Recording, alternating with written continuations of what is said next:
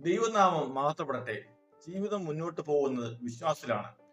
ഓരോ വളർച്ചയിലും പടവുകളും നാം ഈ വിശ്വാസത്തെ മുറുകെ പിടിക്കുന്നു. ഒരു കുഞ്ഞു പോലും തന്റെ പിതാവിനെ കാണുമ്പോൾ ഇതെന്റെ അച്ഛനാണ് എന്ന ഉറച്ച വിശ്വാസം അവന്റെ മനസ്സിൽ രൂപം കൊള്ളുന്നു. ആ വിശ്വാസം പിതാവിനുള്ള സ്നേഹത്തെ ശക്തമാക്കുന്നു.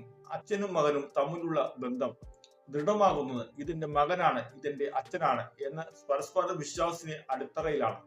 ഭാര്യ ഭർത്താവിനെ സ്നേഹിക്കുന്നത് എന്റെ ഭർത്താവ് എന്നെ ജീവിതകാലം മുഴുവനും സംരക്ഷിക്കും, അവൻ സ്നേഹമുള്ളവനാണ് എന്ന വിശ്വാസത്തിലാണ്.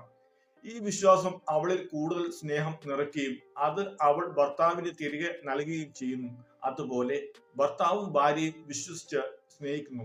ജീവിതത്തിന്റെ പല തുറകളും സ്നേഹം വർദ്ധിക്കുന്നതിന്റെ പ്രധാന കാര്യം പരസ്പരമുള്ള വിശ്വാസത്തിന്റെ ആഴമാണ്.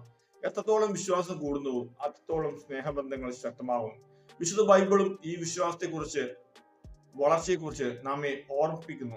നീതിമാൻ വിശ്വാസത്തിൽ ജീവിക്കുന്നു എന്ന് അത് പറയുന്നു. ഇവിടെ നീതിമാൻ എന്നത് ദൈവത്തോട് കൂടുതൽ അടുത്തിരിക്കുന്ന വ്യക്തിയാണ്.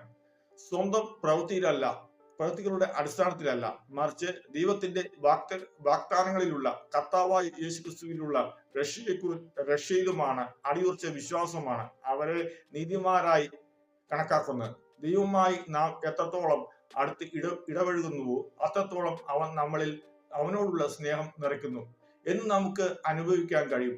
നമ്മുടെ വിശ്വാസം ശക്തിപ്പെടുമ്പോൾ ദൈവത്തോടുള്ള സ്നേഹം ആഴമുള്ളതാവുന്നു. ഒരു നീതിമാൻ തന്റെ ജീവിതകാലം മുഴുവനും ദൈവത്തോടുള്ള രക്ഷയിൽ സന്തോഷിക്കുന്നു. രക്ഷ എനിക്ക് ലഭിക്കും എന്ന് അവൻ ഉറച്ച് വിശ്വസിക്കുന്നു.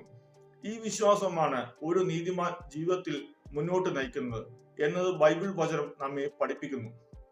യഥാർത്ഥ ജീവിതത്തിൽ വിശ്വാസത്തിൽ പ്രധാനം ഇപ്രകാരമാണ്. ദൈവം എല്ലാവരെയും ധാരാളമായി അനുഗ്രഹിക്കട്ടെ.